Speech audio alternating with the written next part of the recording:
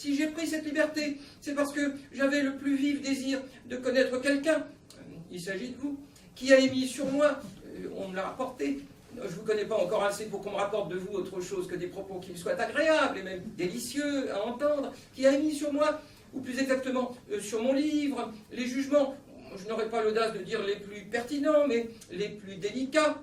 La phrase ne faisait que commencer. Elle ne devait pas finir avant le milieu de la nuit. Marcel Proust, par des notes, des remarques, de sommaires esquisses, consigne chaque soir ce que le tout Paris a de vain, de superficiel, pour, peut-être, un jour, faire entrer enfin l'éphémère dans la durée.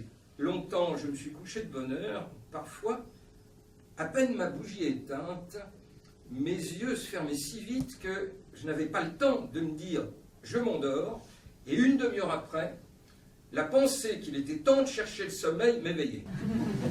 Marcel Proust ne va plus jamais dans les soirées, ou plutôt, il y retournera une seule fois quand il aura besoin, pour son roman, d'un détail concernant l'attitude d'un aristocrate distingué. Ainsi se traîne-t-il un jour à la surprise générale dans un salon pour observer la façon dont le duc de Sagan porte son monocle.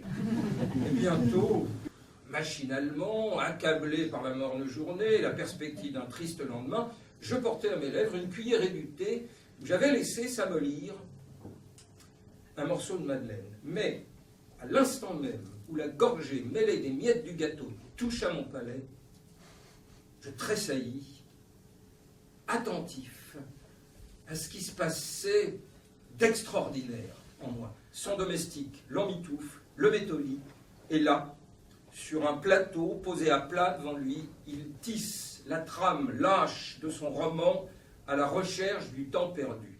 Donc, bonne nouvelle, il n'y a qu'un livre à lire. Et mauvaise nouvelle, il faut le lire en entier.